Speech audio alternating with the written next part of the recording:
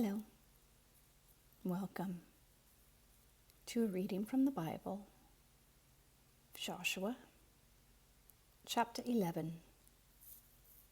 When Jabin, king of Hazor, heard of this, he sent word to Jobab, king of Madon, to the kings of Shimron and Akshaph, and to the northern kings who were in the mountains, in the Arabah south of Kinnereth, in the western foothills, and in Naphoth Dor on the west, to the Canaanites in the east and west, to the Amorites, Hittites, Perizzites, and Jebusites in the hill country, and to the Hivites below Hermon in the region of Mizpah.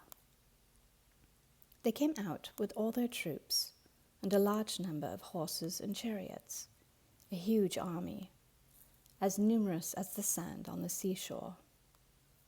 All these kings joined forces and made camp together at the waters of Merom to fight against Israel. The Lord said to Joshua, "Do not be afraid of them, because by this time tomorrow I will hand all of them slain over to Israel. You are to hamstring their horses and burn their chariots." So Joshua and his whole army came against them suddenly at the waters of Merom and attacked them. And the Lord gave them into the hand of Israel. They defeated them and pursued them all the way to Greater Sidon, to Misrephoth Maim, and to the valley of Mizpah on the east, until no survivors were left. Joshua did to them as the Lord had directed. He hamstrung their horses and burned their chariots. At that time, Joshua turned back and captured Hazor and put its king to the sword. Hazor had been the head of all these kingdoms. Everyone in it they put to the sword. They totally destroyed them, not sparing anyone that breathed, and he burned Hazor itself. Joshua took all these royal cities and their kings and put them to the sword. He totally destroyed them, as Moses, the servant of the Lord, had commanded. Yet Israel did not burn any of the cities built on their mounds, except Hazor, which Joshua burned. The Israelites carried off for themselves all the plunder and livestock of these cities, but all the people they put to the sword until they completely destroyed them, not sparing anyone that breathed. As the Lord commanded his servant Moses, so Moses commanded Joshua, and Joshua did it. He left nothing undone of all that the Lord commanded Moses.